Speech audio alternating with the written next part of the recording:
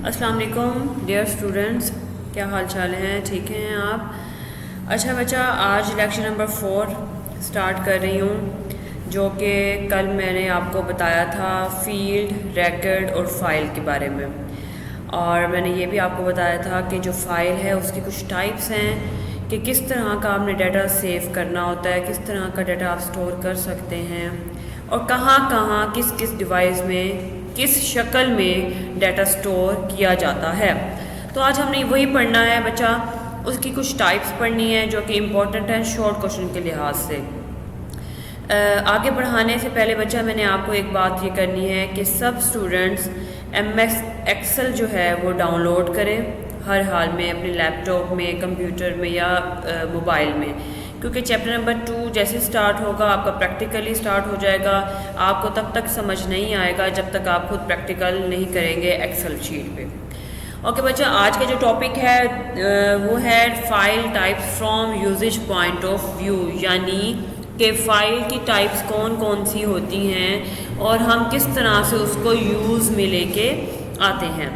Number 1, अब अगर मैं फ़ाइल की पहले डेफिनेशन बताऊं तो फ़ाइल का मतलब बेसिकली यही है कि जो आपने रिकॉर्ड से और फील्ड से डाटा इकट्ठा किया था उसको किसी डिवाइस में, किसी मीडिया में उसको स्टोर कर देना फ़ाइल कहलाता है।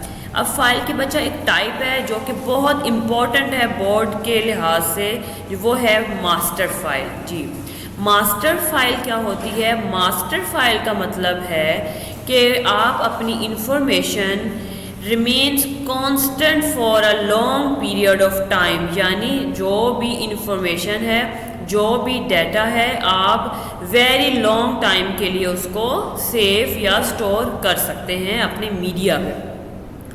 तो ये एक बहुत अच्छा पॉइंट है बच्चा मास्टर फाइल का, और ये MCQs में भी पूछते हैं कि master file constant long period of time के लिए होती है या शॉर्ट पीरियड ऑफ टाइम के लिए होती है। तो आपने ये लाजमी बताना है कि लॉन्ग पीरियड ऑफ टाइम के लिए आप डाटा स्टोर करते हो।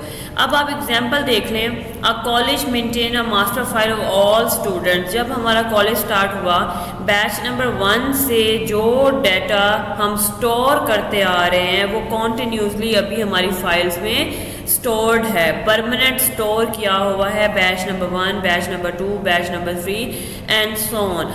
जो भी हम स्टार्ट से लेकर अब तक कॉन्टीन्यूसली हम डाटा स्टोर करते हैं, हम उसको कहते हैं मास्टर फाइल। ठीक है। अच्छा, अब ये मैंने एक बात यहाँ की, आपको एक क्वेश्चन अराइज होना चाहिए कि लॉन्ग पीरियड टाइम है तो हम कभी इसको डिलीट भी नहीं कर सकते क्या, या इसके अंदर कोई चेंजेस लेके आ सकते हैं या नहीं लेके आ सकते? जी, तो इसमें जो आपका आंसर है बच्चा ये है कि हम इसको अपडेट ज़रूर कर सकते हैं जब आपकी कोई रिक्वायरमेंट हो। फॉर एग्ज़ाम्पल, एक बच्चा है जिसका नाम अली है, तो अली ख़ान उसका नाम है, लेकिन शुरू में हमने अली लिख दिया उसका नाम, लेकिन 1-2 साल बाद जब उस अपना रिज़ल्ट कार्ड लेने आया तो उसने देखा कि इसमें अली लिखा हुआ है, अली ख़ान नहीं लिखा हुआ। तो वो हमारे पास आया, उसने कहा कि मैम ये मेरा डाटा चेंज कर दे। तो मैं क्या करूँगी, वो बैच पूछूँगी उससे, बैच की फ़ाइल को ओपन करूँगी, मास्टर फाइल ओपन करके उसमें अपडेट कर दूँगी, यानी वो परमानेंट डाटा मेरे पास स्टोर रहेगा, लेकिन मैं साथ साथ उसको अपडेट करती जाऊँगी। अपडेट भी तब होगी जब कोई रिक्वायरमेंट हो, जब कोई ना कोई कंटेंट में रिक्वायर्ड हो, तो तब हम क्या करेंगे, अपना डाटा अपडेट कर लेंगे। उसके बाद तीसरा पॉइंट है, these files are never empty since they are created, यानी जब आप एक दफ़ा ये फ़ाइल बना लेते हैं ये कभी भी खाली नहीं रहती, इसके अंदर डाटा हमेशा स्टोर्ड रहता है, तो इसको हम कहते हैं मास्टर फाइल। तो आपने अक्सर देखा होगा, आप अपने पिक्चर्स की फ़ाइल बनाते हैं, आप अपने डॉक्यूमेंट्स की फ़ाइल बनाते हैं, आपने अपनी और डिफरेंट तरीके से फ़ाइल्स बनाई होंगी, जो बहुत इंपॉर्टेंट फ़ाइल होगी वो टिल नाउ आपके पास स्टोर होगी एक बैकअप की शक्ल में, तो उसे हम कहते हैं मास्टर फाइल। अब दूसरा पॉइंट है ट्रांजैक्शन फाइल। ट्रांजैक्शन फाइल का मतलब क्या है? Use to store the input data before processing, यानी आप उसको प्रोसेस करने से पहले डाटा को स्टोर किया जाता है। अच्छा, अब मास्टर फाइल में और ट्रांजैक्शन फाइल में एक फ़र्क है क्या? मास्टर फाइल आपके पास परमानेंट होती है, लेकिन ट्रांजैक्शन फाइल आपके पास टेम्परेरी तौर पे स्टोर होती है। अब the data is transaction file is use to update the master file. जाहिर सी बात है ट्रांजैक्शन फाइल भी जो आपकी इनपुट देना है आपने, तो वो आपको मास्टर फाइल अपडेट करता रहता है। It may exist until the master file is updated. ये तब तक काम करती रहेगी जब तक आप मास्टर फाइल को अपडेट रखोगे, ठीक है। It also be use to maintain a permanent record of data about transaction. जी, अब आप देखो example, a transaction file can be use to store the fee deposit by the student. अब transaction का मतलब क्या है? ट्रांसफ़र करना।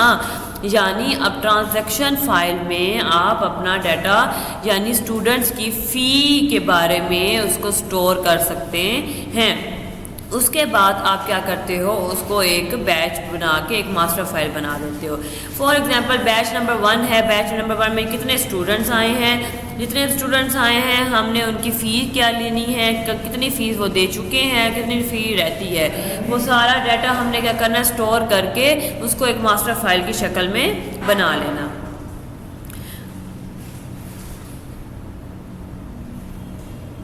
उसके बाद बच्चा आपका लास्ट और वेरी इंपॉर्टेंट फ़ाइल की टाइप है backup file.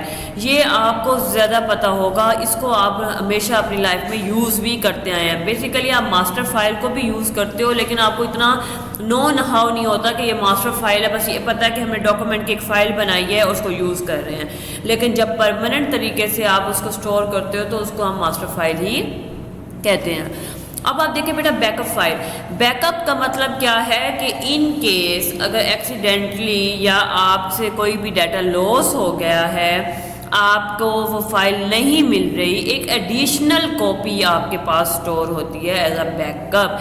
Use to take the backup of important data. जब आपका कोई डाटा आपको ना मिल रहा हो या बाई चांस कोई वायरस आ गया हो या आपका डाटा लॉस्ट हो गया हो, डैमेज हो गया हो, तो आप एक एडिशनल कॉपी आपको as a backup file provide कर देती है।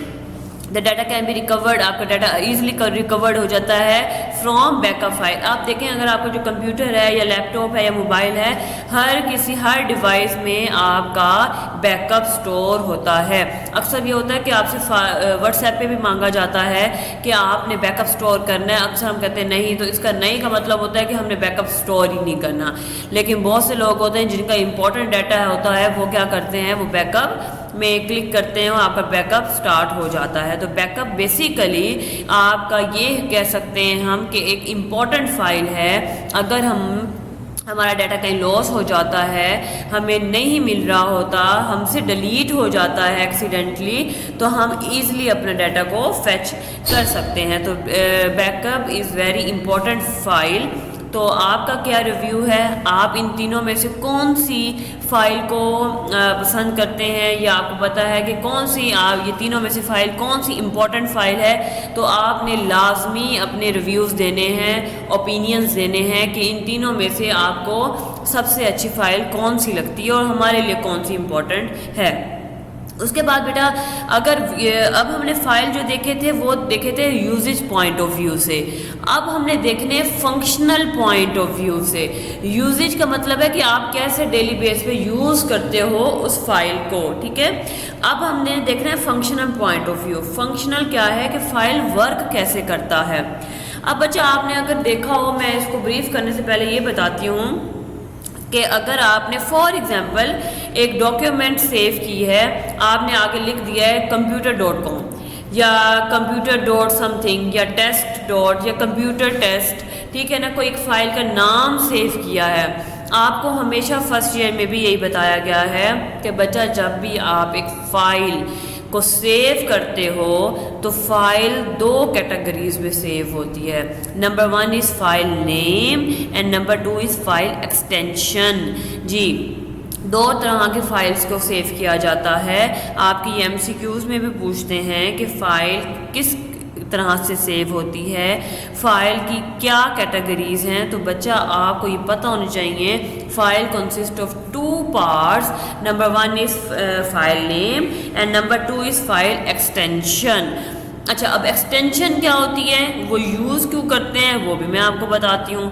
अब आप बेसिकली ये 3 पॉइंट्स हैं, इसको देखिएगा। A file consist of file name and file extension. Name and extension of file is separated by dot.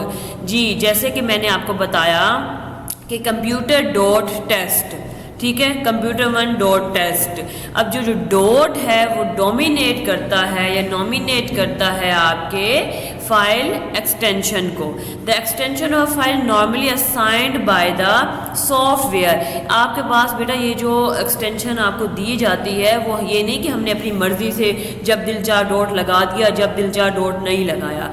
ये बेसिकली आपको एक सॉफ्टवेयर प्रोवाइड करता है, वो क्रिएट करके देता है एक्सटेंशंस को। वो भी डिफरेंट तरीके से होती हैं एक्सटेंशन के। प्रोग्राम फाइल सेव करेंगे तो वहाँ कौन सी एक्सटेंशन लगानी है, नॉर्मल डाटा सेव करना है तो वहाँ कौन सी एक्सटेंशन लगानी है। अब हमने देखना है कि पहला है प्रोग्राम फाइल। प्रोग्राम फाइल का प्रोग्राम का मतलब ये होता है set of instructions given to the computer. और जहाँ प्रोग्राम की बात आ जाए वहाँ आपको पता होना चाहिए कि यहाँ एक कोडिंग सिस्टम है, ठीक है, जो हम उसको देख नहीं सकते, वो बैकअप पे हमारा काम कर रही होती है।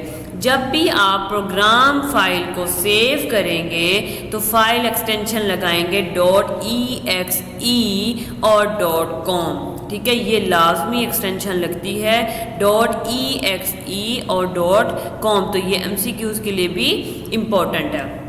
अच्छा, अब जब .e है, exe का मतलब है एग्जीक्यूट, उस प्रोग्राम को एग्जीक्यूट करके डायरेक्टली कंप्यूटर में इंस्ट्रक्शन दी जाती है। ये लाइन नीचे भी लिखी हुई है, contain instruction that can be directly executed by the computer. जब आप लिखते हैं कि प्रोग्राम नंबर 1.exe, ठीक है, या एज प्रोग्राम .exe, तो उसका मतलब है इसको एग्जीक्यूट करके डायरेक्टली कंप्यूटर में रन आउट किया जाए। तो इसलिए हम ये प्रोग्राम फाइल में एक्सटेंशन लगाते हैं। होप्स हो कि यहाँ तक आपको समझ आ गई है। अगर समझ नहीं आई तो आप मुझे लाजमी बताइएगा, ताकि मैं इसको दोबारा रिपीट भी करके आपको वाइट बोर्ड पे इसका एक छोटा सा प्रैक्टिकल भी बता दूंगी कि आप ये किस तरह से मैं आपको एक्सटेंशन के बारे में बता रही हूँ। ठीक है बच्चा, तब तक अपना ख्याल रखिएगा, साथ साथ पढ़ते रहें, तैयार करें नोट्स। और आपको ये जो PPT हम आपको सेंड करते हैं वो इसीलिए ही करते हैं कि आप साथ साथ बुक को भी रीड आउट करें और साथ साथ ये एक्सटेंशन जो हम आपको दी हुई हैं PPT उसको भी पढ़ें और नोट्स खुद भी बनाएं अपने। और कोई भी इशू हो तो बेटा पर्सनली आप मुझसे रब्ता कर सकते हैं। अपना ख्याल रखिएगा। अल्लाह हाफिज़।